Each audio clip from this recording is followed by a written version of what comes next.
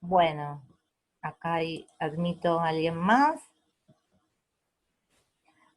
Bueno, no podríamos, les decía, el hoy es neutro. Neutro porque lo pueden acompañar con verbos en pasado, en presente o en futuro, ¿no? Y no podemos hacer lo mismo con mañana. Mañana fui, es imposible decir. En cambio, decir hoy fui, sí. ¿Está? Por eso es considerado neutro. ¿Sí? Bien. ¿Dudas? Ana, ¿quedó clara tu duda con respecto a referencia cotextual y referencia contextual o deística? Bárbaro. Entonces, pasamos al siguiente tema si no hay dudas de deixis. ¿Sí? Hoy lo que quiero es sistematizar la cuestión más teórica y después dedicar la clase que viene a practicar, a ver, a identificar. ¿Mm? Bien. Modalidades. Por acá. Nosotros habíamos hablado, ¿no? Que el tema de las modalidades estamos pensando en los modos en que se dice lo que se dice, ¿no? ¿Cómo se dice esto? ¿No? No estamos pensando en el qué, sino en el cómo, cuando hablamos de modalidades. ¿Está? Y Menguenot observa que esas líneas que tiraba Van Benís para pensar, ¿no? Cuando ustedes leyeron de la subjetividad del lenguaje, él dice, no es lo mismo decir yo juro que decir él jura, no es lo mismo decir yo juro que decir yo siento, estoy haciendo cosas distintas, me relaciono con mi enunciado de modo distinto, ¿no? Está bien, estoy usando la primera del singular y un verbo, pero el sentido del enunciado no está dado por el cambio de verbo, porque no es lo mismo decir yo jura que él jura, ¿no? Entonces, bueno, me relaciono de distinto modo con eso que estoy diciendo. Entonces, abre líneas de estudio para la teoría de la enunciación de estos estudios sobre modalidades. Pero de hecho, no fue tan desarrollado el tema. Entonces, cuando Menguenot escribe este artículo, en realidad está como alentando a los investigadores y tratando de sistematizar un poco el tema para que aparezcan estudios sobre este aspecto de este nivel de enunciación, ¿no es cierto? Dice en la versión completa, porque me parece que ustedes tienen como fragmentos, casi un fragmento bastante global del texto, pero hay reducciones, y no recuerdo si en la lectura de ustedes esto lo decía, pero dice, bueno, esto se tiene que sistematizar mucho más aún, esto tiene que ser repensado, estoy tirando una aproximación, ¿no? Y establece 3 tipos de modalidades, que en teoría de la enunciación, esta clasificación de modalidad de la enunciación, modalidad del enunciado y modalidad del mensaje, se siguen sosteniendo, digamos, los autores siguen pensando las modalidades bajo estas categorías. Y bueno, la modalidad de enunciación, ahora la sistematizamos un poquitito más, trabajan con la relación, ¿no?, entre los sujetos discursivos, entre ese yo y tú. Moldean esa relación. Entonces, muy someramente, en términos muy, muy generales, hay otras cosas que hacemos también, ¿no? Porque el declarar, exclamar, interrogar, ordenar, son como actos de habla. Y nosotros podemos realizar muchos actos de habla, ¿no? Habíamos visto el discurso de Perón que lo que hace es, está bien, declara, pero es una advertencia. Podemos especificarlos, ¿no? Es una advertencia para algunos, una arenga para otros, ¿sí? Entonces, a grandes rasgos, los 4 tipos de modalidades de la enunciación son la declaración y la exclamación, que implicarían cierta jerarquía, cierta simetría en las relaciones jerárquicas entre el yo y el tú. La diferencia está dada que construyo al tú en la declaración como alguien capaz de entender lo que yo entiendo y en la exclamación capaz de sentir lo que yo siento, ¿sí? Y interrogación y orden que proponen una disimetría, ¿no es cierto? No, la cuestión acá no es tan simétrica. En general, muy en general, con muchas pinzas, porque esto también tiene que ver del tipo de preguntas, las preguntas no son siempre iguales, hay preguntas cerradas, preguntas que apuntan a un sí o un no, que no te dejan explicar, hay preguntas abiertas, hay situaciones de interrogación que implican disimetría muy fuerte, ¿sí? Pero en términos generales la interrogación le otorga el saber al tú. ¿Mm? Y la orden todo lo contrario, la orden le otorga poder de decirla al yo, ¿no? El que ordena se construye como un poder sobre el otro, ¿no es cierto? Entonces, bueno, las modalidades de la enunciación que ustedes tienen que saber y vistas por este autor a muy grandes rasgos son estas cuatro y plantea, el foco está puesto en la relación, ¿no?, entre los sujetos discursivos, ¿está? Con modalidad del enunciado, Menguenot piensa la relación entre el enunciador y aquello que dice, ¿no? Su enunciado, la relación entre enunciador y enunciado. Y distingue a las modalidades lógicas que tienen que ver con la certeza, los grados de certeza, lo habíamos visto en la carta de Virginia Woolf, grados de verdad, posibilidad, ¿no? Cuán más posible o menos posible de que ocurran las cosas, y se les pueden agregar otras, como lo que tiene que ver con, en el cuadernillo están, yo no estoy muy segura, con lo que tiene que ver con el deber, ¿no? Se debe hacer esto. En general se lo piensa como modalidad lógica.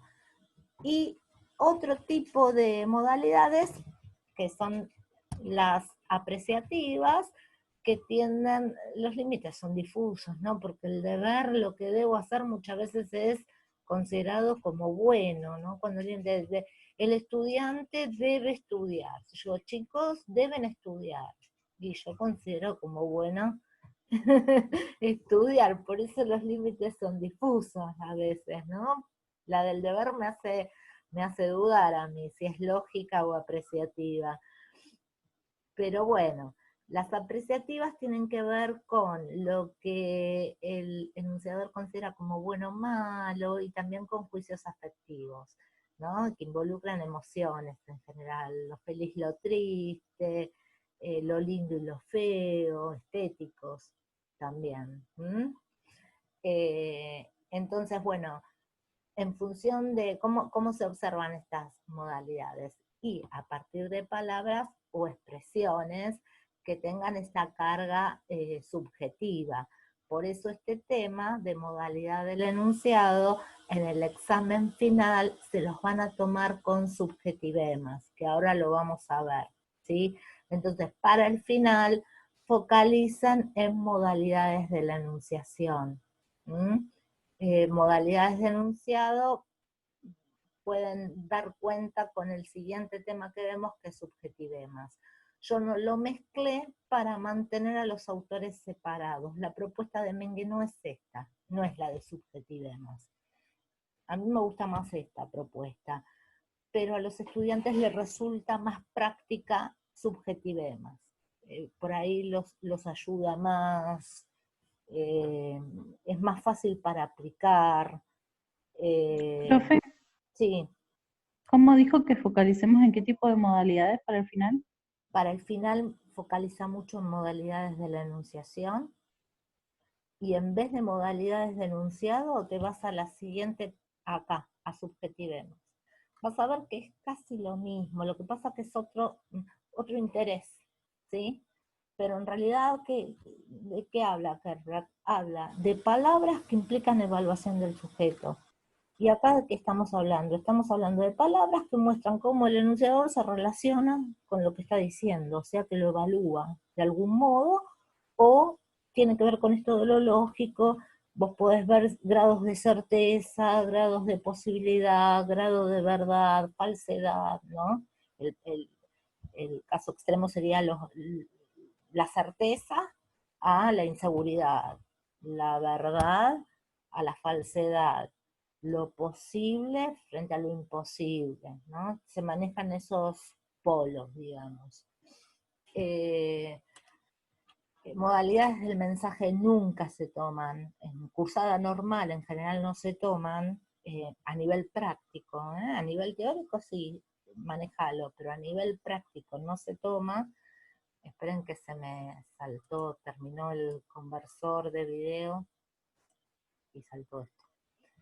Y modalidad, y en esta ocasión, modalidad del enunciado lo puedes ver por acá. Y seguramente que en el final te van a hacer una pregunta que tenga que ver con esto, más que con esto, ¿sí?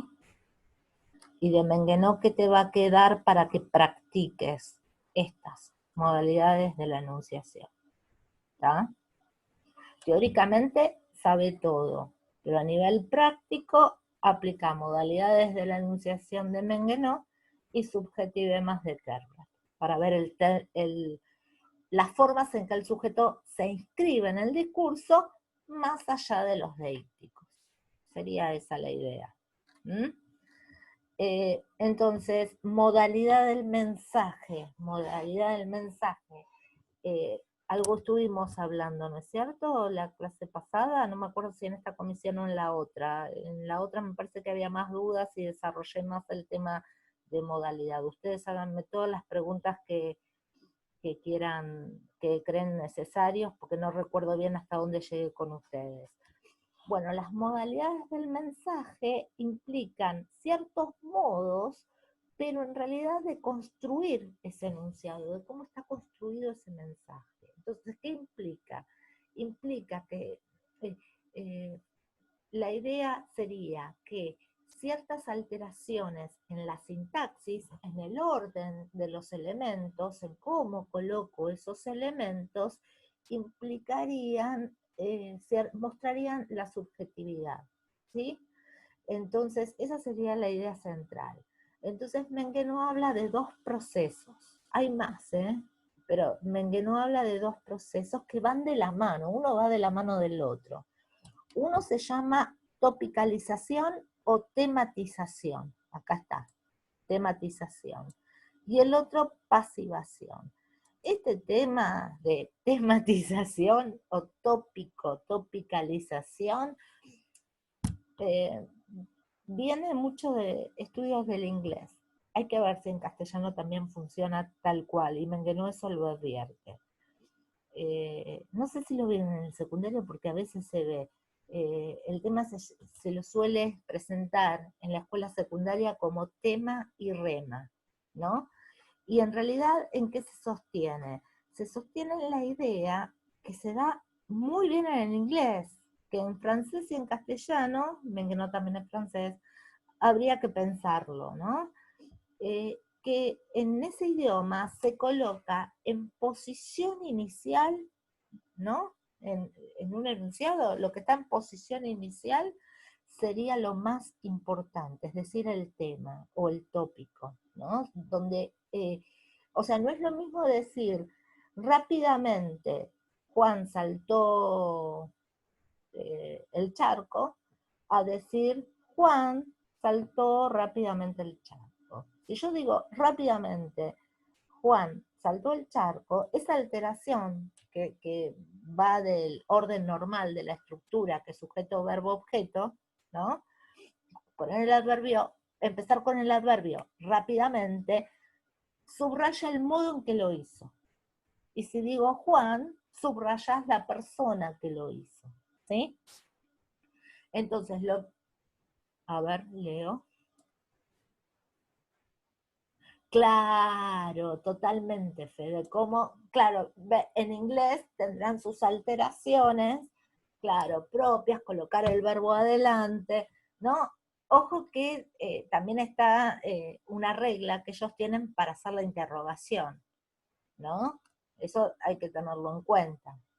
Pero sí, claro, pero sí, porque eso también te marca interrogativa. No, no tanto la importancia, sino que es por obligación que lo tenés que poner. Esto sería como elección del sujeto para decir lo que está diciendo, ¿no? Y está muy, muy vinculado al tema de la pasivación, ¿sí? Eh, porque, no sé si lo recuerdan, el tema de las voz pasivas, cómo transformar una oración y el tema de la pasiva, ¿qué hace? Hace que el sujeto cambie de posición al final y colocar al objeto en posición inicial. Es decir, que el tema sería el objeto y no el sujeto. Y esto se hace en un banquete con los diarios, porque los diarios, para mitigar, suavizar la acción de ciertos sujetos, colocan el objeto adelante. Entonces, por ahí no dicen la policía reprimió a los manifestantes, sino que dice los manifestantes fueron reprimidos. ¿Sí? Entonces, ahí que tenés, tenés una alteración sintáctica hecha desde la voz pasiva. Y tenés tematización, por eso decimos que los dos procesos van de la... ¿Me esperan un minuto, chicos, que voy a encender la luz porque ya veo, no veo muy bien? Ahí está. Y tienen pasivación, porque justamente es esa alteración sintáctica, y se tematiza en cosas distintas. Los dos procesos están ligados.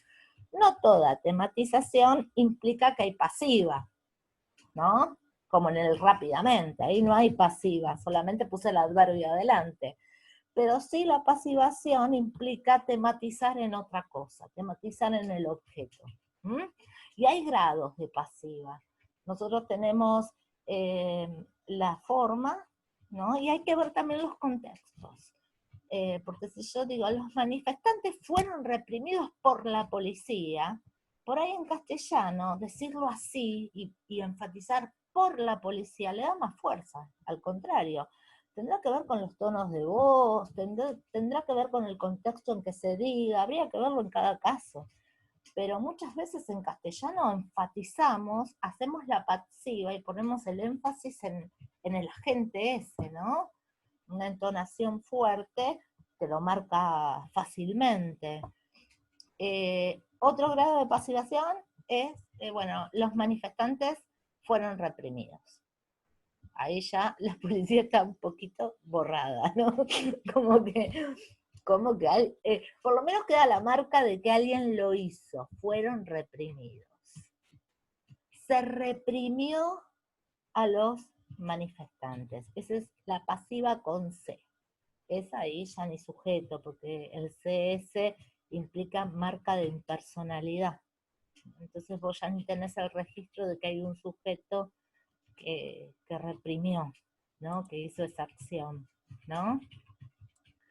Me parece que yo les comentaba a los chicos de la otra comisión que también las alteraciones, está bien, no serían alteraciones sintácticas, pero estos procesos de mitigación, se llama, ¿no? De suavizar la acción que realizan los sujetos, se observó claramente eh, en un titular de Clarín con la muerte en el 2001, con la muerte de Costecchi y Santillán, esos dos chicos que estaban en una manifestación frente a la crisis, qué sé yo, un caos el país, en el Puente Porredón.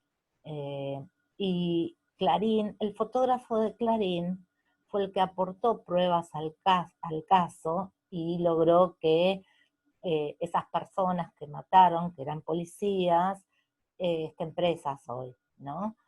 Pero bueno, le costó mucho, le costó tener que irse del diario, porque teniendo las fotos de las personas que mataron a esos dos chicos, Clarín titula, coloca otra foto que la cosa era más caótica, y Clarín titula "La crisis produjo 2 muertes". Entonces, fíjense, ahí también es otra forma de mitigar la acción de los sujetos y de incorporar la subjetividad. Por eso el tema no está agotado, ¿no? Es otra forma, pero ¿por qué? ¿Hay sujetos? Sí hay sujetos, pero el sujeto es la crisis. Y la crisis es un sujeto abstracto que no... Claro, claro, a ver acá le tira la culpa a la crisis, y encima la crisis no podés llevar a juicio a la crisis, ¿entendés? Pero a los policías sí, a esos dos policías por lo menos sí. Entonces son formas, no sé si de mentir, pero sí de manipular, si quieren, y eso está lleno, ¿eh? Sí, de encubrir, sí. En esa noticia particularmente, Ana, fue muy encubridora, fue muy visible. Eh, en otras, bueno, se mitiga, ¿viste? En función del perfil que el diario le quiera dar a esa noticia. Ustedes siempre estén atentos, bueno, frente a este tipo de denunciados, ¿quién hizo quién? ¿Cómo es esto? Van y buscan los datos, porque los datos están, ¿no? Los datos se van sabiendo, pero hay que tener cuidado, porque son manipulatorias, a veces encubridoras, y bueno, los lingüistas con esto se hacen un super banquete, ¿eh? Hay mucho trabajo sobre este aspecto, los analistas del discurso también, porque es muy rico para ver la ideología. ¿Mm? Bien, ¿dudas sobre este aspecto, este textito de Menguenó y esta clasificación? Miro mejor el chat. No, profe. ¿No? Ay, con nosotros había profundizado mucho más los deícticos. Claro, sí, sí. Y yo puse la clase, ay, acá ya me lío.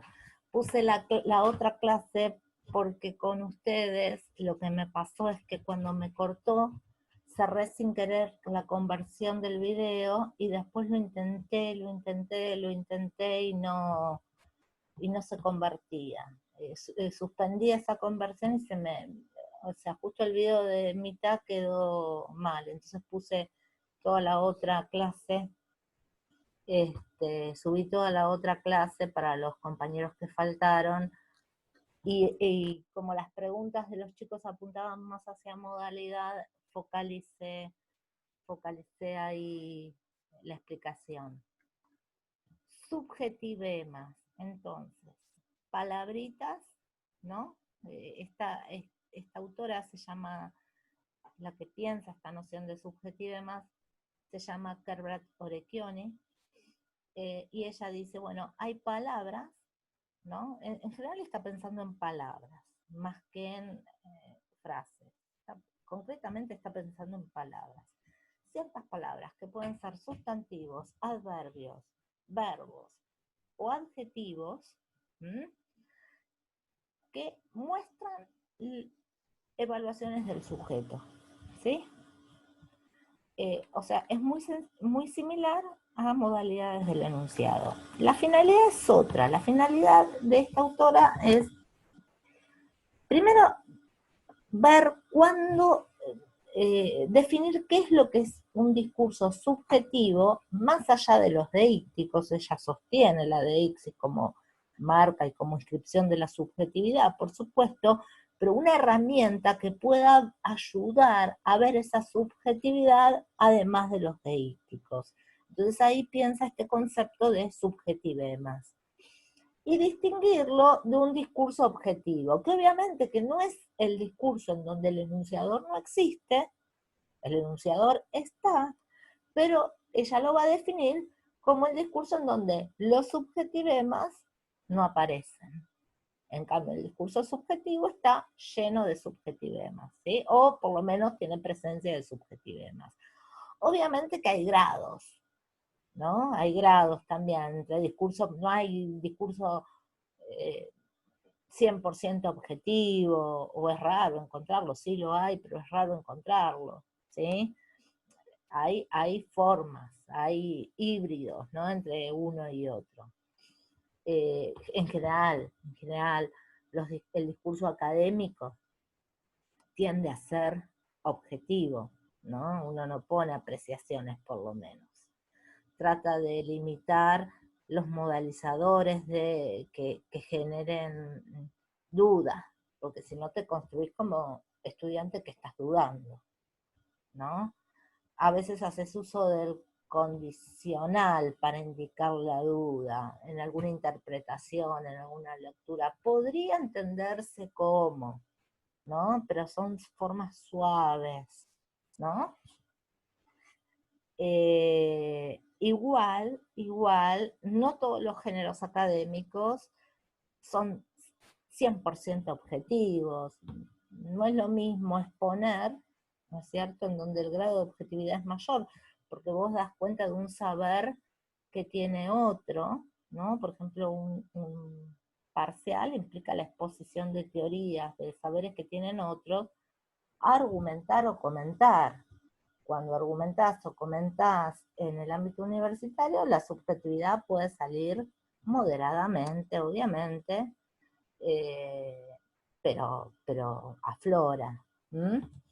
Entonces, bueno, estas categorías de subjetivemas, que ella la piensa, y acá les va a venir muy bien a los que no vean las diferencias entre estas clases de palabras, el resumen sobre clase de palabras, ella piensa en algunas como que tienen marcas de subjetividad. Ya, yo creo que esta categoría, esa marca de subjetividad, en muchos casos está ya inscrita en la lengua.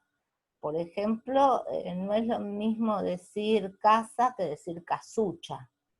Entonces la terminación esa ya implica como cierta, esa casucha, a no ser que sea irónica, pero esa casucha es como hay como una marca despectiva, ¿no es cierto? Entonces muchas de esas marcas están ya escritas en nuestro sistema lingüístico, porque tenemos esa terminación que nos permite generar esta evaluación, digamos, sobre el objeto casa, digamos, ¿no?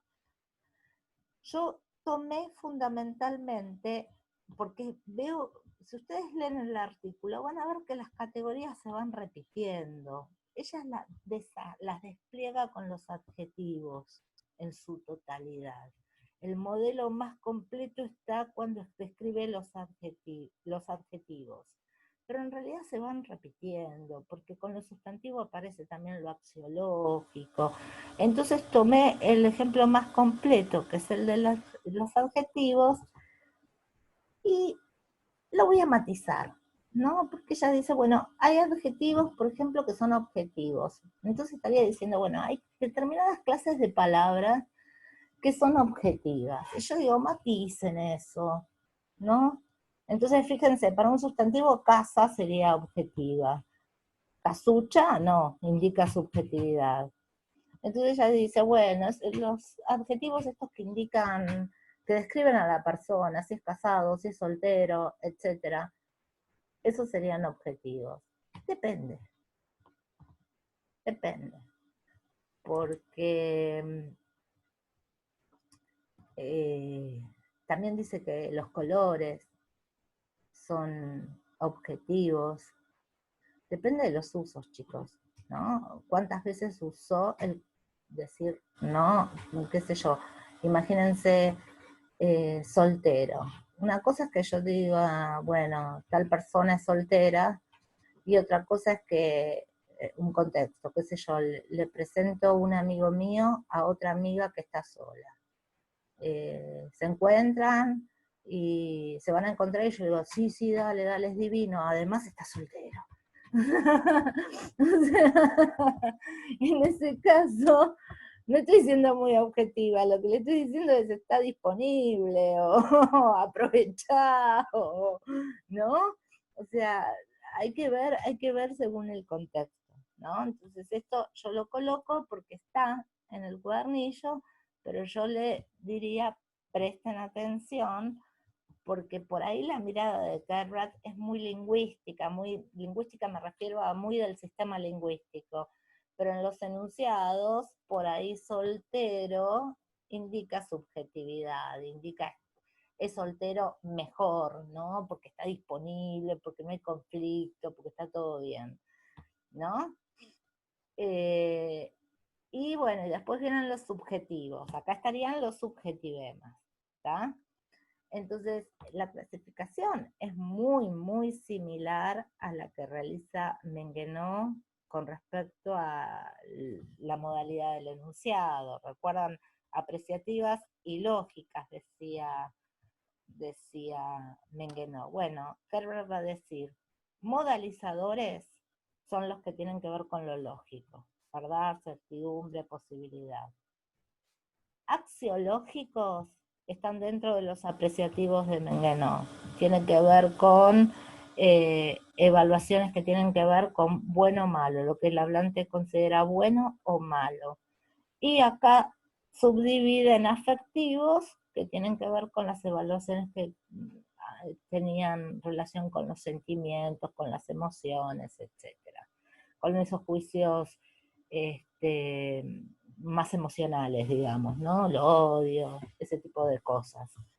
Me alegra, me entristece. Bueno, todas estas marcas, todos estos subjetivemas, ustedes presten atención cuando se relacionan con la subjetividad del enunciador o con el destinatario, porque a nosotros lo que nos interesa acá es la relación enunciador-enunciatario, ¿sí? Entonces todas estas marcas, no es lo mismo decir ella está feliz que decir yo estoy feliz, ¿sí? Lo que nos interesa a nosotros es la construcción del enunciador y la construcción del enunciatario, eso, ¿está? Entonces presten atención a el tema de los subjetivemas, pero en función de que impliquen juicios o valoraciones del enunciador o que el enunciador le atribuye al tú, ¿está? Bien, entonces no creo que traiga más dudas. A ver, hay algo que no dije, porque también es donde yo tengo mis diferencias con esta mirada, que ella divide entre axiológicos y no axiológicos. Los axiológicos son estos que tienen que ver con lo bueno y lo malo. Ahora miro el mensaje. También, Ana, muy buen ejemplo. Es madre soltera. Exacto, Fede. Se tiene que analizar en contexto. Muy buena. Porque a veces eso está usado, que hay que ver cómo está usada la expresión. Les decía, lo axiológico tenía que ver con lo bueno y malo, ¿sí? Y ella dice que hay cosas, hay adjetivos que no son axiológicos, son evaluaciones, ¿no? No son objetivos, son evaluaciones. Pero que esas evaluaciones no dependen del juicio del enunciador, sino que dependen de la época, por ejemplo. Entonces, fíjense, tienen que ver con los tamaños, distancias y temperatura, ¿no? Decir que ahora una casa es grande y bueno, los ambientes son más chicos que antes, ¿no? Ustedes ven, las casas viejas tienen ambientes como más grandes, ¿no? Frente a los departamentos actuales. Entonces, lo grande y lo chico, por ejemplo, en la vivienda, cambió mucho por la época. Entonces, decir que es grande o chico va a depender, es una evaluación, pero no va a depender de un juicio particular del enunciador, sino de una mirada de época. Lo mismo la distancia es corta y la distancia es larga. Bueno, no es lo mismo ahora que en el siglo XV, ¿no es cierto? Y también la temperatura, porque nosotros podemos ahora calentar más las cosas, ¿sí? Porque tenemos más, o sea, la cuestión de la tecnología hizo que por lo menos distancia y temperatura cambie, y también tamaño, porque existen los departamentos, ¿no? Donde estamos todos así uno arriba del otro. Entonces, ella dice que estos, ¿no? Entonces, por ejemplo, enumera y dice grande no es axiológico, es un adjetivo, implica una evaluación del sujeto sobre ese objeto que determina grande, pero no implica una valoración particular del sujeto, sino que es de época. Bueno, también, ¿no? Depende cómo se use la palabra, depende cómo se use, especialmente grande. Fíjense todas las valoraciones grande y pequeño de, de la calle con respecto a algo es grande, es mejor, ¿no? No quiero ser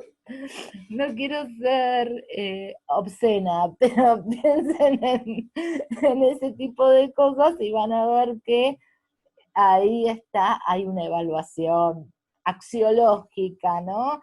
Se considera como bueno que sea grande. Entonces, bueno, tomen con pinza estas cuestiones. Me parece que lo central para destacar es olvidar esto de que soltero es siempre, ¿no? Exacto, que lo tienen que poner en contexto. Olvidar que las palabras, que esta es una lista, ¿sí? Que siempre va a funcionar de la misma manera.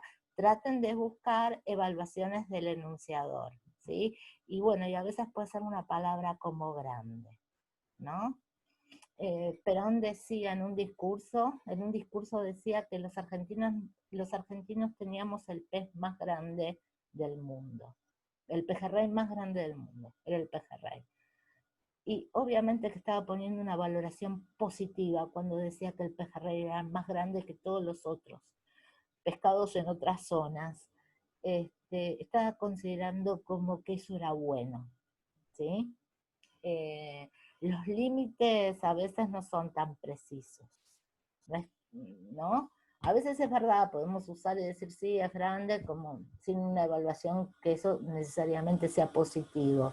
Pero en general tendemos a relacionar lo grande como bueno, preferible, mejor. ¿Sí? Bueno, ¿dudas con esto?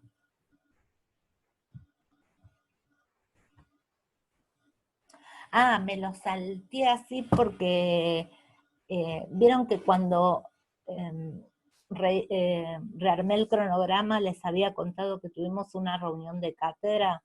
Bueno, ahí nos explicitaron qué temas iban a entrar y qué no. Y mundo comentado y mundo narrado no van a entrar para el examen final, así que yo no lo voy a tomar en mi actividad de cierre tampoco. Fuimos definiendo los temas, ¿no? Entonces, en función de esto que les estoy indicando de las lecturas, todo eso lo saqué de esa reunión, ¿sí? Prestar atención en modalidad de enunciación para la práctica, ir a subjetivo y demás, en vez de modalidad de enunciado. Y mundo narrado y mundo comentado, no, ni siquiera se va a tomar teóricamente, no se va a tomar prácticamente y teóricamente tampoco.